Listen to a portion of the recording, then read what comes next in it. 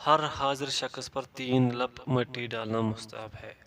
حضرت ابو ہریرہ رضی اللہ عنہ سے مروی ہے کہ نبی کریم صلی اللہ علیہ وسلم نے ایک نماز جنازہ پڑھائی، پھر آپ صلی اللہ علیہ وسلم میت کو قبر کے پاس آئے اور آپ صلی اللہ علیہ وسلم نے اس کے سر کی جانب سے 3 لپ مٹی ڈالی۔ یہ روایت صحیح ہے، ابن ماجہ۔ حضرت عامر بن ربیعہ رضی اللہ عنہ بیان کرتے ہیں کہ نبی کریم صلی اللہ علیہ وسلم نے حضرت عثمان بن مظعون رضی اللہ عنہ کی نماز جنازہ پڑھی، پھر قبر پر آئے اور اس پر کھڑے ہو کر 3 لپ مٹی ڈالی۔ دارقطنی۔ یہ روایت حسن ہے۔ شوکانی رحمۃ اللہ فرماتے اس حدیث سے معلوم ہوا کہ میت پر اس کی سر کی جانب سے مٹی ڈالنا مشروع ہے۔ عبداللہ بسام فرماتے ہیں رسول اللہ صلی اللہ علیہ وسلم نے جو 3 لپ مٹی ڈالی ہے وہ امت کے لیے بھی مسنون ہے۔ قبر پر پانی چھڑکنے کا حکم۔ قبروں پر پانی چھڑکنا کسی صحیح حدیث سے ثابت نہیں، اور اس سلسلے میں جو روایت پیش کی جاتی ہے وہ ضعیف اور ناقابل حجت ہے۔ ان میں سے چند حسب ذیل ہے۔ حضرت جابر رضی اللہ عنہ سے روایت ہے کہ نبی کریم صلی اللہ علیہ وسلم کی قبر پر پانی چھڑکا گیا۔ بلال رضی اللہ عنہ نے آپ صلی اللہ علیہ وسلم کی قبر پر مشکیزے سے پانی چھڑکا۔ انہوں نے سر کی جانب سے چھڑکاؤ شروع کیا اور پاؤں کی جانب تک پانی چھڑکا۔ بیہقی فی سنن الکبریٰ۔ یہ روایت ضعیف ہے۔ جعفر بن محمد اپنے والد سے روایت کرتے ہیں کہ رسول اللہ صلی اللہ علیہ وسلم نے اپنے بیٹے ابراہیم کی قبر پر پانی چھڑکا اور اس پر کنکریاں رکھی۔ یہ روایت بھی ضعیف ہے۔ حضرت عامر بن ربیعہ رضی اللہ عنہ سے مروی ایک روایت میں ہے کہ رسول اللہ صلی اللہ علیہ وسلم نے حضرت عثمان بن مظعون رضی اللہ عنہ کی قبر پر پانی کی چھڑکاؤ کا حکم دیا۔ یہ روایت بھی ضعیف ہے۔ روایت کی حد تک تو پانی چھڑکنے والا مسئلہ ثابت نہیں، البتہ اگر کوئی سنت نہ سمجھے اور محض قبر کی مٹی دبانے اور برابر کرنے کی غرض سے پانی چھڑک لیتا ہے تو ہمارے علم کے مطابق اس میں کوئی قباحت نہیں، واللہ اعلم۔ شافعی ابو حنیفہ رحمہ اللہ فرماتے ہیں قبر پر پانی چھڑکنا مشروع ہے۔ انہوں نے مندرجہ بالا ضعیف روایت سے ہی استدلال کیا ہے جو قابل حجت نہیں۔ قبر کو ایک بالشت سے زیادہ بلند نہ کیا جائے۔ ابو الحیاج اسدی سے مروی ہے، وہ بیان کرتے ہیں کہ علی بن ابی طالب رضی اللہ عنہ نے مجھے کہا کیا میں تمہیں ایسے کام پر نہ بھیجوں جس پر رسول اللہ صلی اللہ علیہ وسلم نے مجھے بھیجا تھا کہ ہم ہر ذی روح کی تصویر کو مٹا دو اور ہر شرعی مقدار سے بلند قبر کو برابر کر دو۔ صحیح مسلم۔ حضرت جابر رضی اللہ عنہ سے مروی ہے کہ آپ صلی اللہ علیہ وسلم کی قبر زمین سے ایک بالشت برابر اونچی بنائی گئی۔ یہ روایت حسن ہے۔ اس روایت کے لیے ایک مرسل روایت شاہد ہے۔ صالح بن ابی الاخضر رحمۃ اللہ بیان کرتے ہیں کہ میں نے رسول اللہ صلی اللہ علیہ وسلم کی قبر کو ایک بالشت برابر یا بالشت کے قریب بلند دیکھا۔ ابو داؤد۔ شافعی رحمۃ اللہ فرماتے ہیں قبر میں صرف وہی مٹی ڈالی جائے جو اس سے نکلی ہو، ورنہ زائد مٹی ڈالنے سے قبر بہت بلند ہو جائے گی۔ نیز اسے صرف ایک بالشت برابر ہی بلند رکھا جائے۔ نووی رحمۃ اللہ فرماتے اصحاب شافعی متفق ہیں کہ مذکورہ مقدار کے برابر قبر بلند کرنا مستحب ہے۔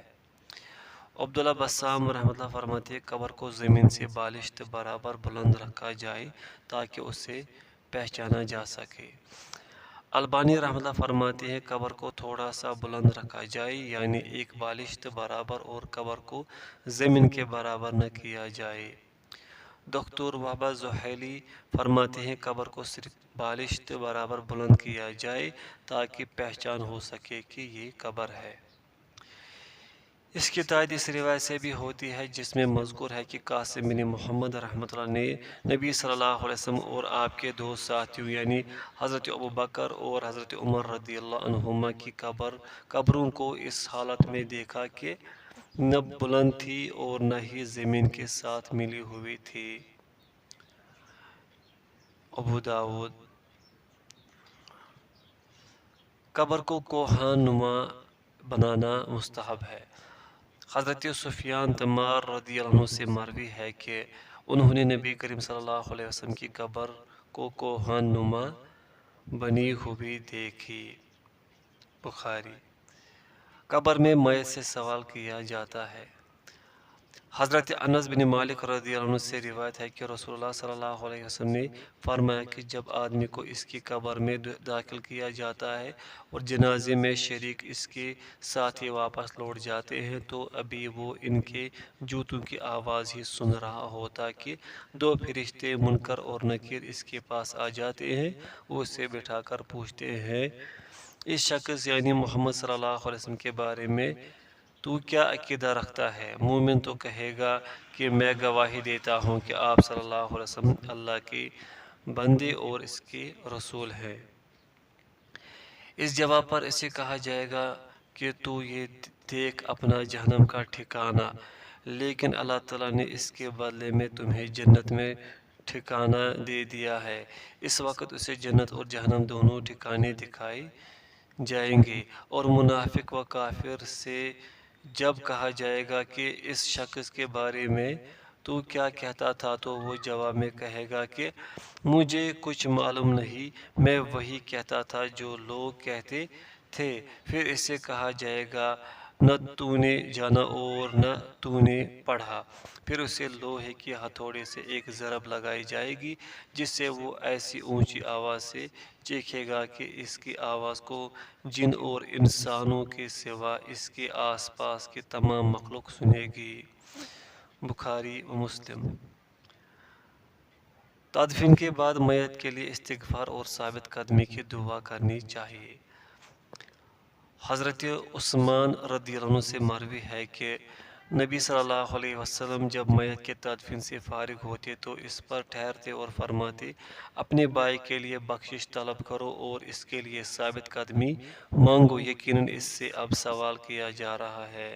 یہ روایت صحیح ہے۔ ابو داؤد۔ شمس الحق عظیم آبادی رحمۃ اللہ فرماتے ہیں اس حدیث میں یہ ثبوت موجود ہے کہ تدفین سے فراغت کے بعد میت کے لیے استغفار کرنا اور اس کے لیے ثابت قدمی کا سوال کرنا مشروع ہے، کیونکہ اسے اس حالت میں سوال کیا جا رہا ہوتا ہے۔ عبید اللہ رحمانی مبارک پوری رحمۃ اللہ فرماتے ہیں اس حدیث میں یہ دلیل ہے کہ میت کی تدفین سے فراغت کے بعد اس کے لیے استغفار کرنا اور اس کے لیے ثابت قدمی کا سوال کرنا مشروع ہے، اور یقیناً زندوں کی دعا مردوں کو فائدہ دیتی ہے۔ امیر سنانی رحمۃ اللہ فرماتے ہیں اس حدیث سے ثابت ہوا کہ اگر زندہ انسان میت کے لیے استغفار کرے تو اسے اس کا فائدہ پہنچتا ہے۔ ابن مضر رحمۃ اللہ فرماتے ہیں جمہور علماء کا کہنا ہے کہ میت کے تدفین کے بعد قبر پر کھڑے ہو کر اس کے لیے استغفار کرنا مشروع ہے۔ ابن تیمیہ رحمۃ اللہ فرماتے ہیں اللہ تعالیٰ نے جو منافقین کی قبروں پر کھڑے ہونے سے منع فرمایا ہے، اس سے ثابت ہوتا ہے کہ مسلمان کی قبر پر تدفین کے بعد استغفار کے لیے کھڑا ہوا جائے گا۔ ابن قیم رحمۃ اللہ فرماتے ہیں میت کی تدفین سے فراغت کے بعد آپ صلی اللہ علیہ وسلم کا طریقہ کار یہ تھا کہ آپ اور آپ کے صحابہ قبر پر کھڑے ہو جاتے اور اہل قبر کے لیے ثابت قدمی کی دعا کرتے۔ عبداللہ بسام فرماتے ہیں تدفین کے بعد قبر پر کھڑے ہو کر میت کے لیے دعا کرنا کتاب و سنت اور مسلمانوں کے اجماع کے ساتھ ثابت ہے۔ سعودی مجلس افتاء کی فتویٰ ہے تدفین کے بعد میت کے لیے مغفرت اور ثابت قدمی کی دعا کرنی چاہیے۔ قبر پر پتھر یا اس کی مثل کوئی نشانی رکھی جا سکتی ہے۔ مطلب بن ابی وداعہ سے روایت ہے کہ جب حضرت عثمان بن مظعون رضی اللہ عنہ فوت ہوئے، ان کا جنازہ لے جایا گیا اور انہیں دفن کیا گیا تو نبی کریم صلی اللہ علیہ وسلم نے ایک آدمی کو پتھر لانے کا حکم دیا۔ جب وہ اسے نہ اٹھا سکا تو نبی صلی اللہ علیہ وسلم نے اپنی آستینوں سے کپڑا اٹھایا۔ مطلب کہتے ہیں کہ اس شخص نے بتایا جس نے مجھے رسول اللہ صلی اللہ علیہ وسلم کے بارے میں مطلع کیا کہ میں رسول اللہ صلی اللہ علیہ وسلم کی کلائیوں کی سفیدی کا مشاہدہ کر رہا تھا جب آپ صلی اللہ علیہ وسلم نے ان سے کپڑا اٹھایا، پھر آپ صلی اللہ علیہ وسلم نے پتھر اٹھایا اور عثمان رضی اللہ عنہ کے سر کی جانب رکھ دیا اور فرمایا میں اس کے ذریعے اپنے بھائی کی قبر کو پہچانوں گا اور اپنے گھر والوں میں سے فوت ہونے والوں کو اس کے قریب دفن کروں گا۔ یہ روایت حسن ہے۔ ابو داود، امام ابو داود رحمۃ اللہ نے اس حدیث پر یہ باب قائم کیا ہے۔ ایک قبر میں زیادہ مردوں کو جمع کیا جا سکتا ہے اور قبر کی علامت مقرر کی جا سکتی ہے۔ امام بیہقی رحمۃ اللہ نے یہ باب قائم کیا ہے کہ پتھر یا کسی بھی علامت کے ذریعے قبر کی نشانی کو مقرر کرنا۔ شیخ البانی رحمۃ اللہ رقم دراز ہیں کہ اس روایت کی دو شاہد ہیں جن کے ساتھ یہ قوی ہو جاتی ہے۔ شوکانی رحمۃ اللہ فرماتے ہیں اس حدیث میں یہ ثبوت موجود ہے کہ میت کی قبر پر بطور علامت کوئی پتھر وغیرہ رکھنا جائز ہے۔ ابن باز رحمۃ اللہ فرماتے ہیں قبر پر پہچان کے لیے کوئی علامت مثلاً پتھر یا ہڈی وغیرہ رکھنے میں کوئی حرج نہیں۔ قبر پر ٹہنی لگانا۔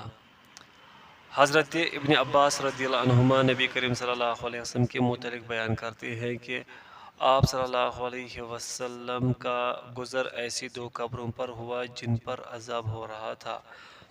آپ صلی اللہ علیہ وسلم نے فرمایا کہ ان پر عذاب کسی بہت بڑی بات پر نہیں ہو رہا، صرف یہ کہ ان میں ایک شخص پیشاب سے نہیں بچتا تھا اور دوسرا شخص چغل خوری کیا کرتا تھا۔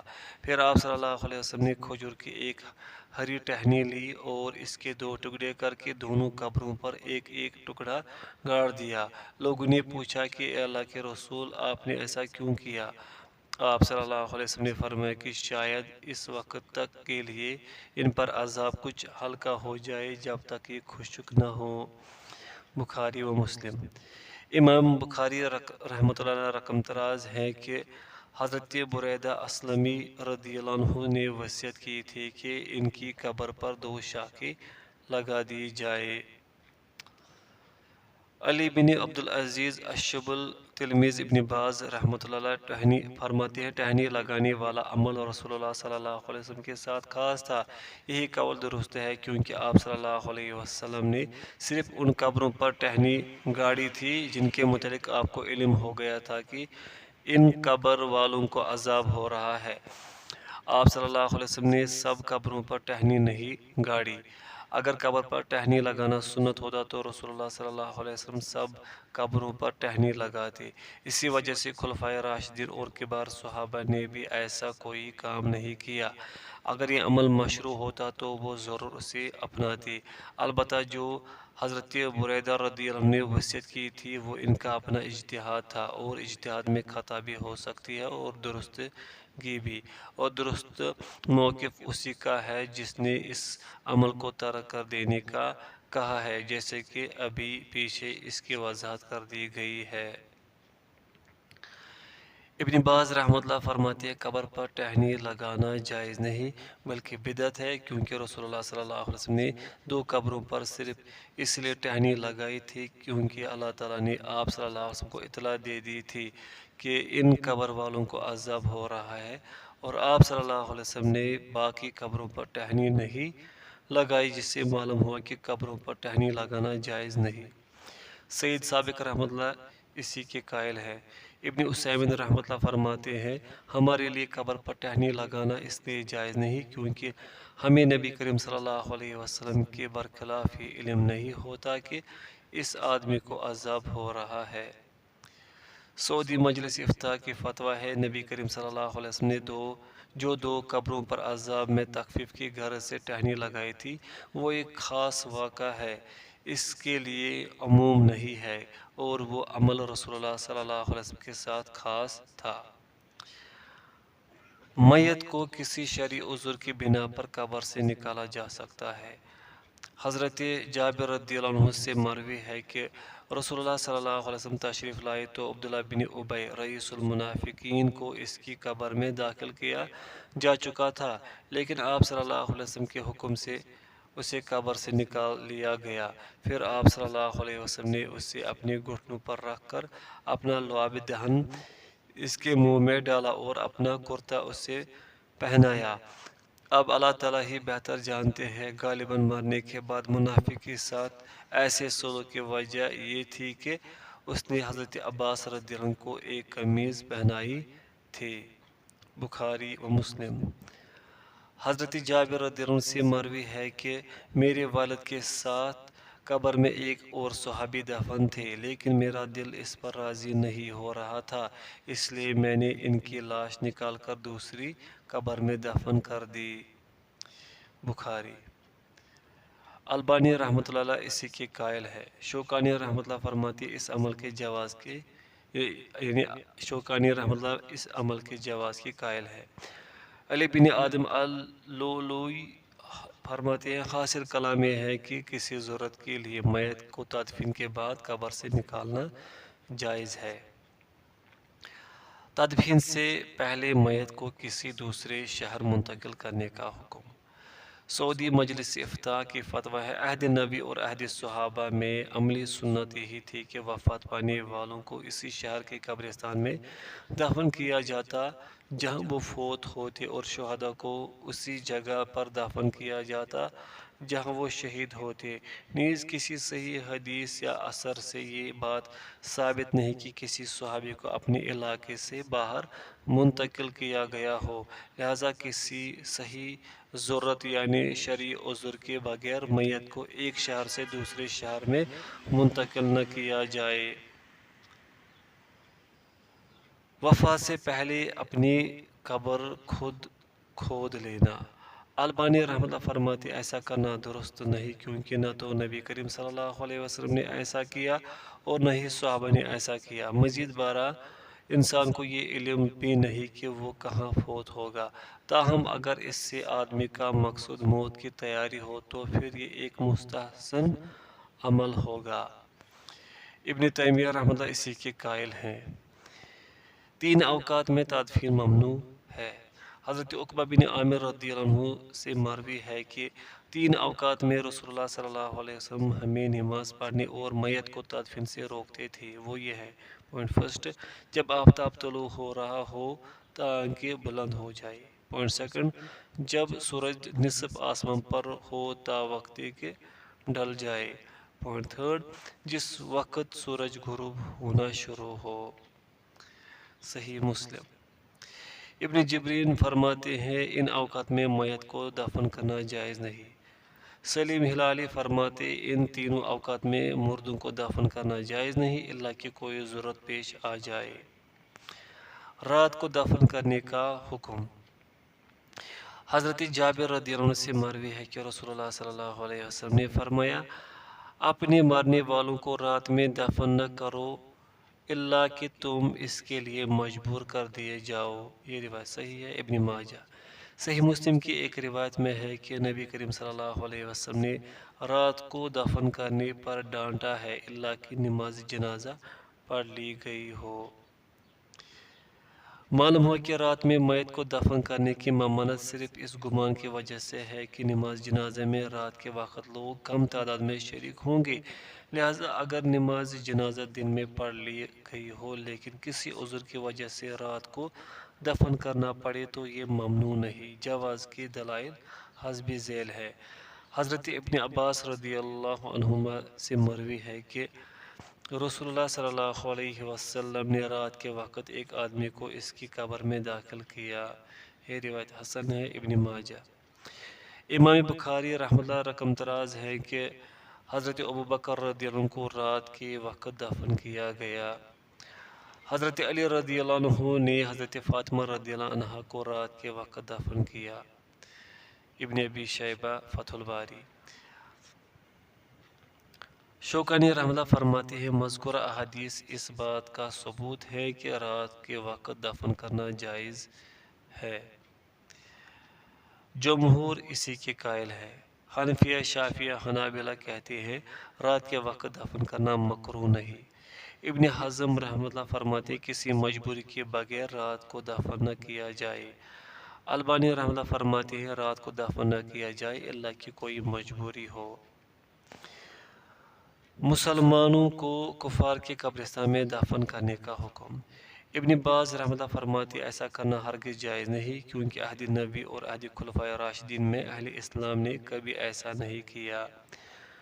البانی رحمۃ اللہ فرماتے ہیں مسلمان کو مسلمانوں کے قبرستان میں اور کافر کو مشرکین کے قبرستان میں دفن کیا جائے۔ عہد رسالت میں معاملہ اسی طرح تھا اور ہمارے اس زمانے تک یہی عمل جاری ہے۔ سعودی مجلس افتاء کی فتویٰ ہے مسلمانوں کے لیے جائز نہیں کہ کسی مسلمان کو کفار کے قبرستان میں دفن کرے۔ ایک دوسرے فتوے میں ہے کہ کسی کافر کو مسلمانوں کے قبرستان میں دفن کرنا بھی جائز نہیں۔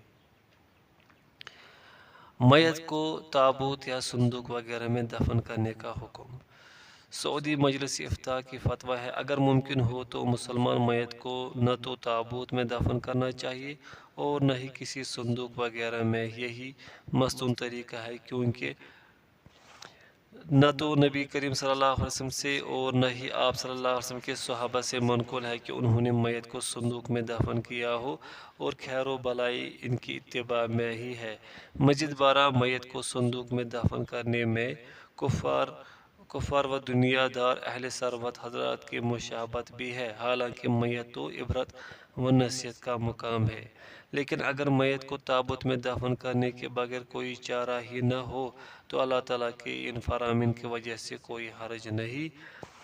اللہ تعالیٰ فرماتے ہیں اور اللہ تعالیٰ نے تم پر دین میں کوئی تنگی نہیں بنائی، سورۃ الحج۔ دوسری جگہ فرمایا اللہ تعالیٰ کسی انسان کو اس کی وسعت و طاقت سے زیادہ تکلیف نہیں دیتے، سورۃ البقرہ۔ مجلس مجمع الفقہ الاسلامی کی فتویٰ ہے صندوق میں دفن کرنے سے مقصود اگر غیر مسلموں کی مشابہت ہو تو یہ عمل حرام ہوگا، اور اگر مشابہت مقصود نہ ہو تو یہ عمل اس وقت تک مکروہ ہے جب تک اس کی سخت ضرورت نہ ہو، اور جب اس کی سخت ضرورت ہو تو اس میں کوئی حرج نہیں۔ ابن قدامہ رحمۃ اللہ فرماتے ہیں میت کو تابوت میں دفن کرنا بہتر نہیں کیونکہ نہ تو نبی کریم صلی اللہ علیہ وسلم سے ایسا کچھ منقول ہے اور ہی صحابہ سے، اور مزید اس میں دنیا دار لوگوں کی مشابہت بھی ہے۔ زندہ انسان کی کٹے ہوئے اعضاء کا حکم۔ سعودی مجلس افتاء کی فتویٰ ہے زندہ انسان کا کٹا ہوا عضو خواہ وہ کسی حادثے کی وجہ سے کٹا ہو یا حد لگنے کی وجہ سے نہ تو اسے دھویا جائے گا اور نہ ہی اس پر نماز جنازہ پڑھی جائے گی، بلکہ اسے کسی کپڑے میں لپیٹ کر قبرستان میں دفن کیا جائے گا، یا اگر قبرستان نزدیک نہ ہو تو اسے کسی پاکیزہ زمین میں دفن کر دیا جائے گا۔